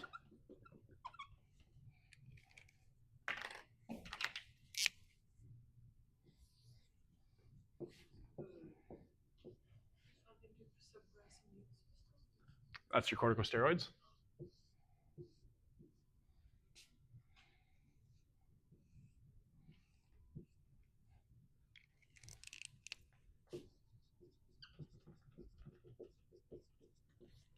Okay. So we see normal, right? We have normal, nice, bronchodilated, normal, wide open, okay, bronchioles. And then these are my 2 examples, because what you're hitting at here is, oh yeah, we give them Ventolin because there's too much vasoconstriction, or bronchoconstriction, sorry. Too much smooth muscle activation around the bronchioles, we get bronchoconstriction. But there's an entire other element of what asthma is, and you need to be aware that asthma is not just bronchoconstriction. What else contributes to to asthma's pathology? Edema. Okay, so edema. We see inflammation of these areas, okay. And we see mucus production.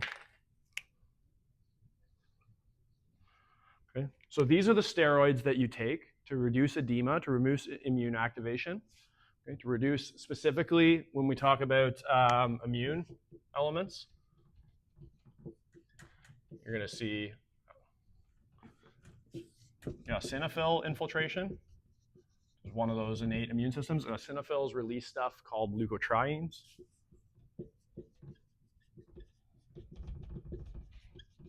And leukotrienes cause bronchoconstriction. Okay. And then as part of this immune response, we also see histamine, okay, which causes vasodilation and results in edema. Okay. And then other immune things you might have potentially, I don't know how much you've done on the immune system, but you might end up hearing the word interleukins, which are just all of these things, interleukins, leukotrienes, histamines, all just fall under a class of umbrella term called cytokines. Okay, so you maybe have heard some of those words. Cytokines are messengers of the immune system. If you've heard of hormones are messengers of the endocrine system, cytokines are messengers of the immune system.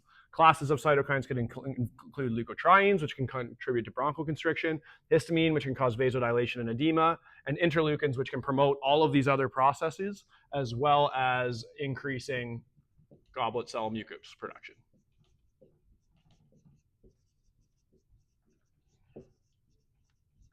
So by giving cortisol, we attack here. Okay? We attack this area with cortisol,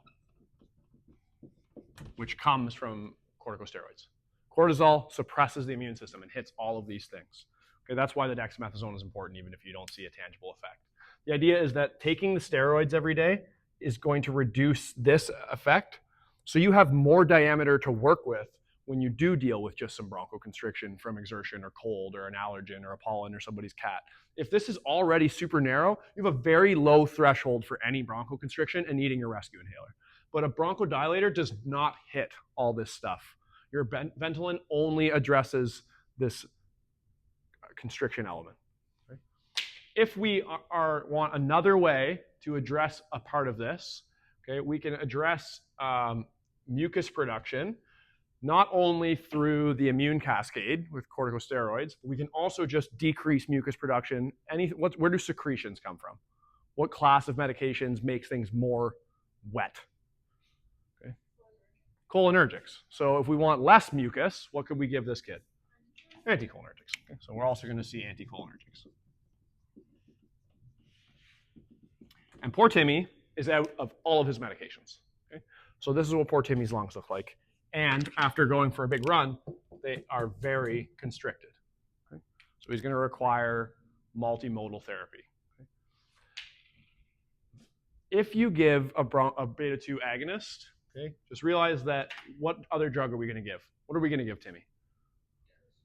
We're going to give him dexamethasone. That's not going to help him right now. We're going to give him salbutamol. That's not going to help him right now. Epi. Okay? And epi functions as a beta-2 agonist, epi, and also functions indirectly as a corticosteroid. Taking epinephrine suppresses your immune system. Okay, so that is why epinephrine, not only because it might be hard for Timmy to move the salbutamol in and out, but epinephrine has a multimodal effect of starting to suppress some of this immune activity. And it addresses this vasodilation element as well, okay, which reduces the edema.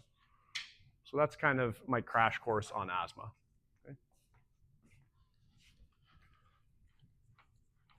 I won't have enough time to cover everything in here, so I'm going to take a second to poke around and try to hit as many high-yield, just quick discussion points as I can, and then I'll probably do one more case study, and then we'll call it a day.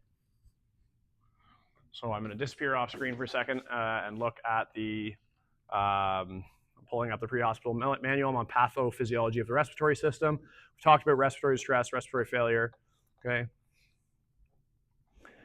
If you have chest pain, if it hurts to breathe, you're not able to deal with those expansion of the lung, going back to Boyle's law. Okay, whenever we talk about problems breathing in and out, okay, why people tripod, why we do all of the things we could list about accessory muscle use, indrawing, intercostal use, nasal flaring, leaning forward. All of these things are to help recruit more force to change the size of the thorax, to assist with the pressure gradients.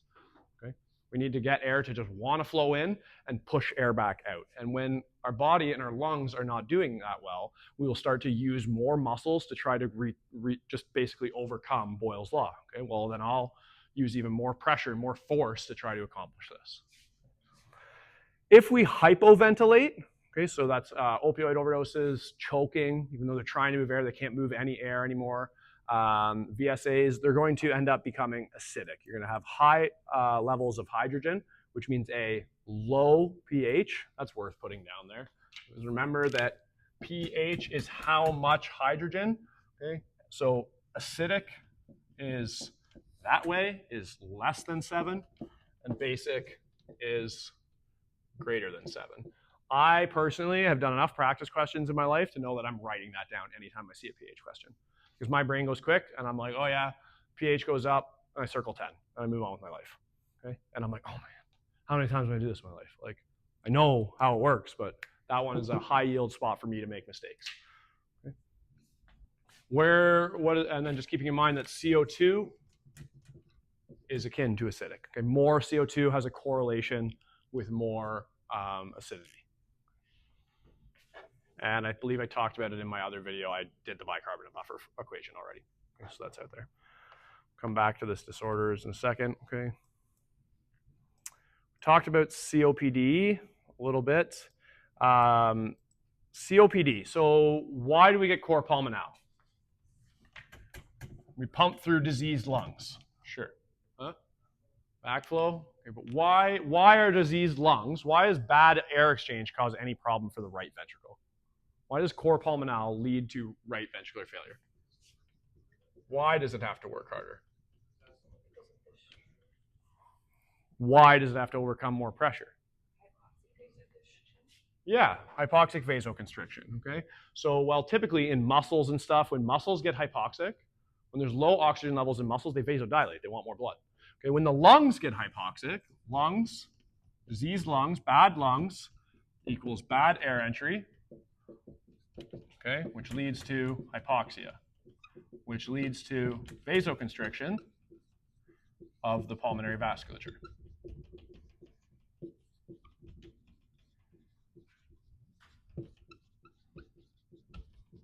Which leads to increases in what term? What is vasoconstriction of vessels going to cause? An increase in pressure or afterload, yeah, or systemic vascular resistance or afterload. Okay. So because the lungs suck at moving air, the vasculature vasoconstricts, and now there's increased afterload for the right ventricle. The right ventricle now has to pump into increased afterload. And now, if you've probably, a higher yield spot for you is make sure you're familiar with pulmonary edema, make sure you're aware of left-sided heart failure, left ventricular hypertrophy, all those terms that you're going to probably be very comfortable with progressing into the EMCA, because it's the same phenomena. Okay? But now instead of the systemic circulation being really vasoconstricted, now we're talking about the pulmonary circulation being very vasoconstricted. Same phenomena, lots of afterload, right ventricular hypertrophy starts to happen, right ventricle is already weak, can't handle that. If you lose preload, you're really, really, really in a rough shape. Now you have right-sided heart failure. Okay? It's known as cor pulmonale. Smoking, chemicals, issues like that. I feel like COPD should probably be a case study, so I'll come back to that. Air trapping, we've talked about.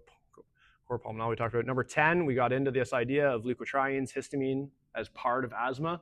That's that secondary phase. That's that part you never see.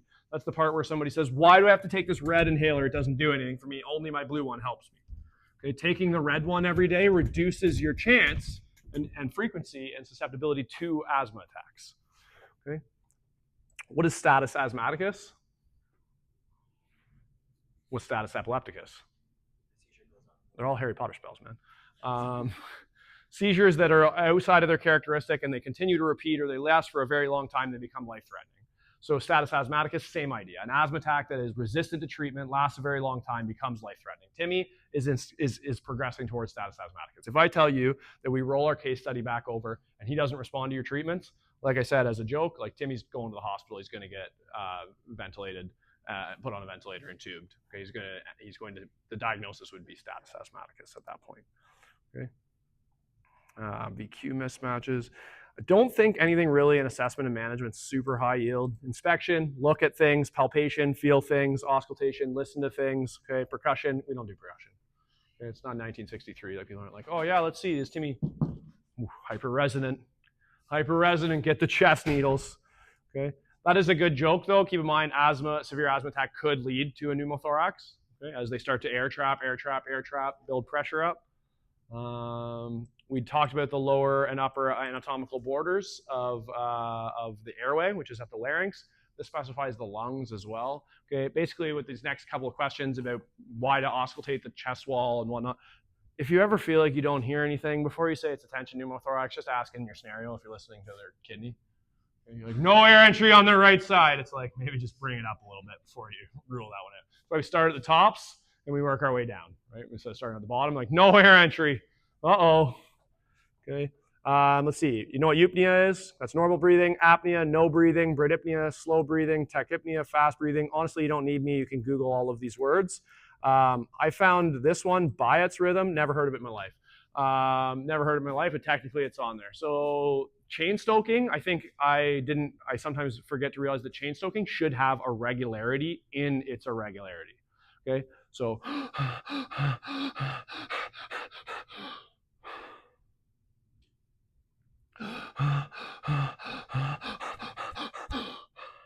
that should be like its own little segment that repeats, where this term Bayet's rhythm is just like you're on your way out.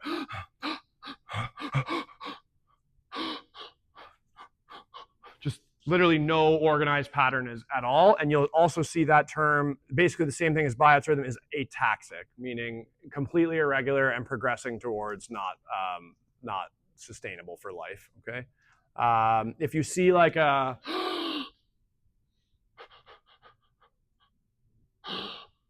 that's known as apnistic respirations. Okay, so a couple of words that I highly doubt you would see, but are technically considered part of your educational expectations. Familiar with being able to give yourself an example or two? Yeah. Probably brain injuries, brain tumors, head injuries, or like very much that seizure, coma, death idea of like your brain is no longer functioning well. When would you hear, as a higher yield one, when would you hear Kussmaul's respirations? What type of diabetes? Typically type 1, not necessarily type 1, could be type 2 who has insulin as well. It's a little bit of a, I feel like, superficial to say like type 1 DKA, type 2 HHS, that's it, period. There is an overlap in both of them being a tonicity and a pH problem. But yeah, the idea, if you have excess ketone productions, ketones are a pH problem, they are an acidity problem. It just ties back to the last YouTube video on the bicarbonate buffer system, where you are dependent on exhaling really, really hardcore pushing, because there's so much buildup of acid, the equation is really, really pushed towards the left side, and you get a ton of CO2 that you have to exhale. Okay. Hemoptysis, blood in your cough. Yep, coughing blood in your sputum. There's the word I'm looking for. Cool. Dyspnea, we said that. Clinical indicators of chronic hypoxia, that's asking you to think about like that pink puffer, clubbing of the nails, chronic high CO2 levels, basically all the progressions of COPD. Okay. Bunch of different traumatic causes that we could talk about in future times. I've never heard of this term in my life, air pendulift. Okay, that's just if you have some sort of lung injury, probably with your paradoxical chest wall, where air, when you're trying to exhale, air is moving from like one part of the lung to the other part. It's not like leaving. It's just like moving around in the lung lobes. Never heard of that in all my years. Air trapping would be like, it's just you're struggling globally to get air out. But if you had some sort of like rib issue, broken chest wall issue, where like when you exhale and the pressure moves, it's just like squirting the air from the upper lobe to the lower lobe, and it's like not moving. It's like moving within the lung but won't leave. That's a term that I've never heard of in my life. Okay. Review your chat. Make sure you review your occlusive dressings. How to manage a flail chest, which really not a lot you can do. They'll be like, tape, put some tape on it. Like, not a lot you can do. Go to the hospital. realizes basically what you can do is put a hand there while you ventilate to try to resist when you like try to stop it from moving out. You can't really do anything about a flail chest moving in, but you can do something about moving it out. Honestly, just a hand or some tape or like a SAM splint or something like that, probably the only really options you have. Okay, all those things should cue you to calling for ACP backup as well. All right, so that leaves me with the idea of probably just talking about, I think I did pulmonary edema in the cardiovascular lecture. I can't believe if I did I think I talked about pulmonary edema in the cardiovascular lecture. If not, we'll just make pulmonary edema its own thing at some point. Let's quickly, yeah. I have a question about the flail chest. Yeah. Vlad says for us to, like, the way we can do something about it is to hyperventilate them to try to stop that segment from moving. Right, like just breathe more often so there's less movement in and out. That makes sense. So I would still probably use end tidal as your main metric and just watch their end tidal and try to use that because it's your only real-time way to gauge the effectiveness of your ventilations. Vlad's a smart guy though, do what Vlad says. Okay, what's adult respiratory distress syndrome? Ever heard of that? Became probably more popular in our field once we started talking about COVID because that was ultimately, I mean, it's a hard conversation to simplify real quick, and it would be beyond my scope too. But essentially, what I would chalk up adult, because I think the goal of this program is to try to my program here is to try to make a lot of things into a flashcard at best, so that we cover all the content. When you have some sort of injury to your lungs, injury you think trauma, but just some sort of insult to your lungs, you get pneumonia, you have a drowning, you have a tension pneumo, you have a bad pneumonia. I think I said that twice. You have a pulmonary edema episode, you have a bad asthma attack, you have some sort of thing that's in this list. And then probably about a week later, you all of a sudden just start to die. Okay? And it's not directly related to that condition anymore. But typically, there is a precipitating insult. And then several days later, you develop adult respiratory distress syndrome, which is measured as a chest x-ray showing opacities or fluid movement in multiple different locations. So you could be like, well, isn't that just pneumonia? Or isn't that just pulmonary edema or whatever? But it's not. You don't necessarily have an infection right now. You don't necessarily have a blood pressure of 200 and all this. All of a sudden, your body gets into this panic state and misfires or whatever. You end up with this huge permeability issue where fluid just starts to leak into your lungs. Your alveoli, all your pressures get off. It's very much an ICU level problem. The way that it's measured is typically by realizing that somebody's SpO2 stays low even being on 100% oxygen. And that's more of the context. Is there is no clear pathology right now, but we know they had a history of a respiratory pathology not too long ago. It's like a secondary reaction that's its own thing. Okay. Aspiration, I could very much challenge you, challenge your ability to ventilate for sure. Airway obstructions, how do you treat an upper airway obstruction or a lower airway obstruction? How do you treat an airway obstruction? And I'm conscious. Yep. Yep, conscious. No, they're silent. They're not coughing anymore. They're chest thrust, back blows, just do something. You're going to get, depending on the room full of people, people are going to be like, well, it's back blows, then chest thrust. It's only chest. I don't like back blows in adults, whatever different agencies are saying currently this year, because if the person's going to go unresponsive, I would rather have them than be like, bend over to unconscious, boom, into the table. Okay, so I would rather just do abdominal thrust. For babies, it is still very much the back and forth, back and forth. Once they go unresponsive, you should do chest compressions and make sure someone's taking a pulse the entire time. I give you that OSCE right now. Oh, I'm choking. I go unresponsive, you start compressions. You'll probably do good. I'll get to BVM, because why do we want to use the BVM? We might be able to force it into one lung, get one lung back. The problem won't be your 30-2. Maybe you forget to look in the airway sometimes. But the bigger problem is you probably won't put the pads on. And if you do, you'll analyze right away while I'm still alive.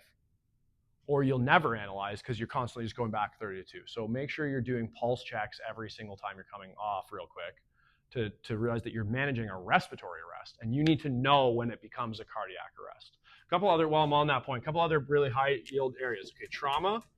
Okay, that trauma guy we had, he's going to go into a PEA. So whatever you're seeing on the monitor, okay, you might not be able to tell that he goes into PEA. You need that pulse check very, very often in your unconscious trauma.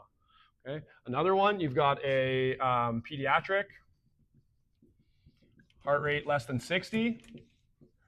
Okay, you start CPR, but technically you don't need to do a rhythm interpretation yet because they still have a pulse. There's not a VSA. You're dealing with this perfusion, but we need to put in that pulse check, like constant pulse checks, right?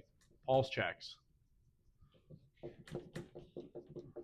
And then a couple other situations are ACPs who start pacing someone. Now all of a sudden you just see the pacemaker. You might not realize that they lose output, but for both you and the ACPs, VTAC with a pulse, you're going to see this VTAC, and you're going to get desensitized. Oh, he's got a pulse. He's unconscious. He's got a VTAC on the monitor. You're like, he has a pulse? Yeah, he does. Any second, that could be a non-pulsed VTAC, an unpulsed VTAC. So you need to be doing constant pulse checks on all those calls. Okay, and then the one that we were just talking about, choking or respiratory arrest. You need to be able to define in your OSCE like when that becomes a cardiac arrest.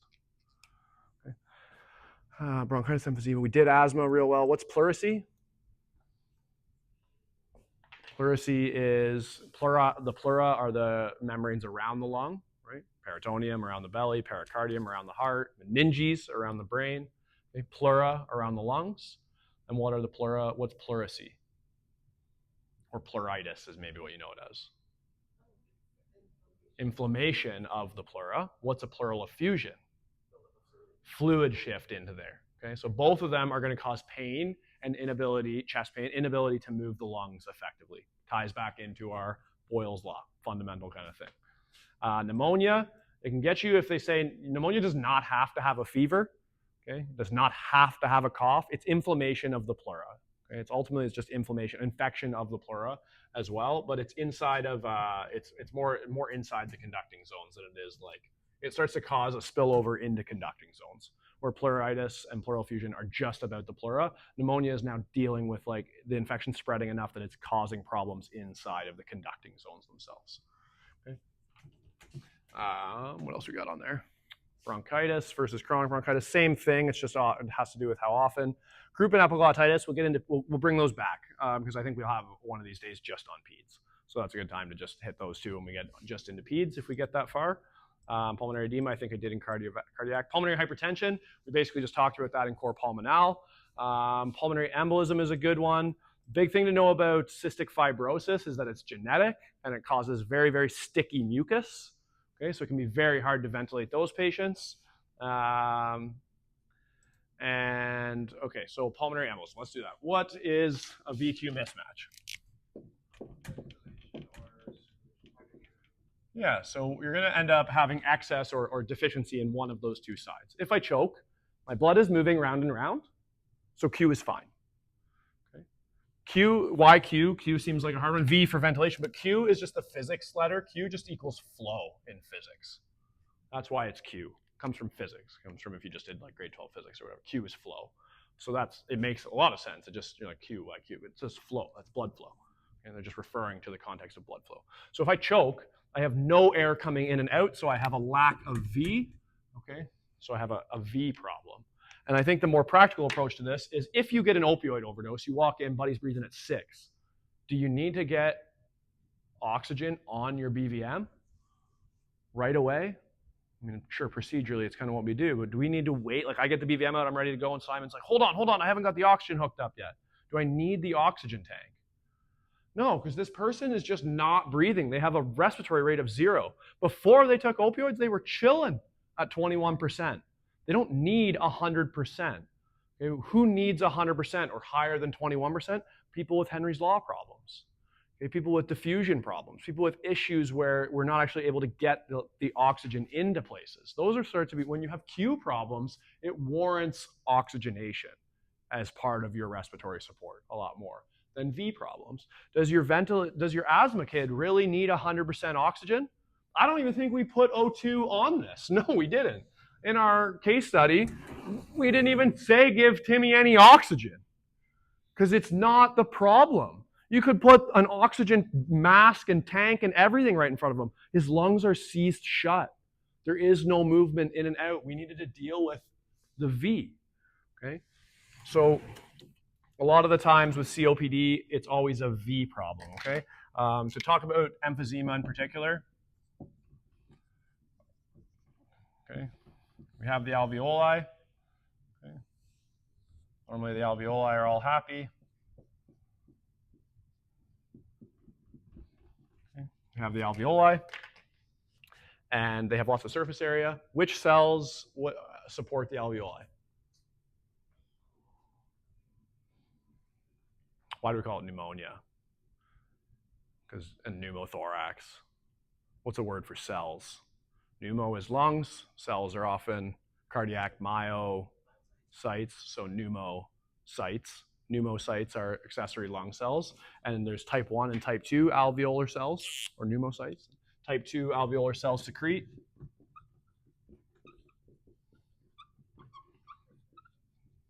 I'm going to give you some surfactant.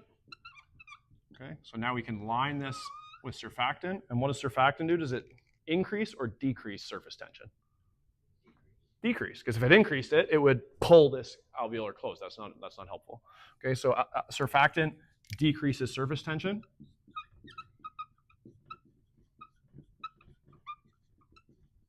Decreases surface tension, helps keep the alveoli open. Okay, there's also muscle and stuff in here, and if you expose things to cigarettes and toxic fumes and whatnot, eventually you can start to damage. I think it's alpha-1 trypsin or something like that. Alpha-1, you can damage a molecule that's involved in the structure of alveoli. And if you damage that structure, then your alveoli are now going to crumple up and not function very well. Okay? So we can fix that by giving a little more pressure, and that can be done through increasing our oxygen rate, which is literally flow per minute pushes pressure up. Okay? We know that from the oxygen hemoglobin dissociation curve. Okay, percent O2 saturation here. And here we have pressure of O2. And we can move that with increased flow rates or by using CPAP. Both of those two things can function to support this. Okay, so I always kind of struggle. I'm sure there's a proper answer to this, but I always struggle to conceptualize whether emphysema is truly a V problem or a Q problem, because it's kind of a V problem. You can't get air in here, but we're right at the border of where the passage into it is. Right? And if you start to be like, well, that's a V problem, then you just can't get air in there. Well, we also have cor pulmonale now, right? So now we have poor circulation in this person as well. So it starts to be a little bit of both, and it's not uncommon to see oxygen as home oxygen as part of a therapy for these people. Okay. What's a classic Q problem then? Yeah, pulmonary embolism.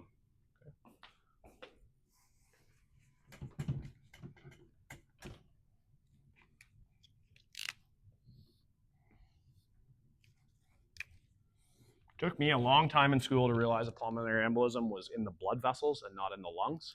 Till I said that I was trying to explain to somebody, and somebody's like, that's just choking or aspirating. And I was like, right. So I guess we already have a word for that. So pulmonary embolism is a clot in the vasculature. It really has nothing to do with the pulmonary. Pulmonary artery, pulmonary vein. Okay, that's where the problem is. Okay. So why do we get shunting? What is shunting?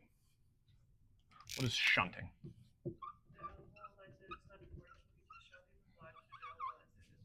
What is shunting? Is moving blood to other areas. So that would be a mixture of deoxygenated and oxygenated blood, right? As a result of moving that blood around, we get a mixture of blood and deoxygenated blood. Okay, so let's give ourselves a clot. Okay, we have a clot. It's not one pathway like that. Otherwise, I guess you can see the problem. But since there's multiple vessels everywhere, we get a whole batch of blood, and we get an increase of this deoxygenated blood flowing into other circuits. Okay, ends up being too much blood flow, or it ends up shunting around into there. Okay, so either you're getting too much flow to effectively be oxygenated once it goes over to this alveolar cluster, or you might have it routing into capillary beds and coming back in after it's already past alveolar. It's all kind of wound into the same place. But if we start to have issues where there's less flow, we have less flow now, we have a Q problem. So the air in and out is fine, but the blood going round and round is not oxygenating effectively. Okay? So that's not something you can really effectively fix, but what we can do is give those people supplemental oxygen. Okay?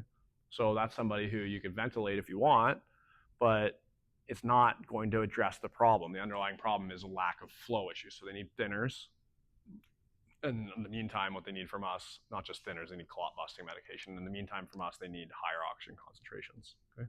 It's very hard for us to diagnose. So it's hard to say. Like people are like, well, like, can we try to CPAP that or this or that? Why is it not listed as like a consideration? It's like it's not something you can really effectively diagnose. They have a cough, maybe a bit of blood tinged sputum from straining, maybe some point, like it hurts right here. Okay, probably a sudden onset of that. And then there's a bunch of risk factors, which would be pretty classic. What, like, if we want to make a scenario up, what are all our risk factors of this pulmonary embolism? Seated for a while.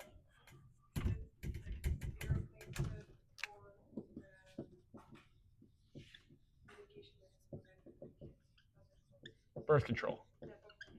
Okay, so pulmonary embolism, so some risk factors. We got birth control,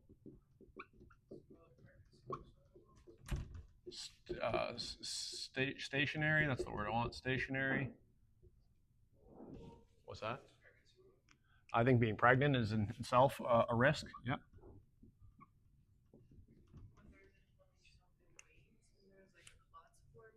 Okay, if they already have clotting disorders, so clotting disorders or AFib, or what's one in your leg called? DVTs. Any other risks? Smoking. Recent. Oh yeah, sure. So stationary, so cashiers, planes, trains, automobiles, whatever. Superman. This stationary and recent could be the same thing. You just had something, and now you can't move around very well. Surgery. Yeah, or injury. Or injury. You tear your ACL, and all of a sudden you're getting waited on and you're just lying in bed for days and days and days because your legs don't work, or you got a surgery. Surgery has the added element of trauma to your body, which promotes clotting. Right? Yeah, sure. Yeah. Okay, cool. Any other questions or thoughts or things that you thought we'd talk about that we didn't?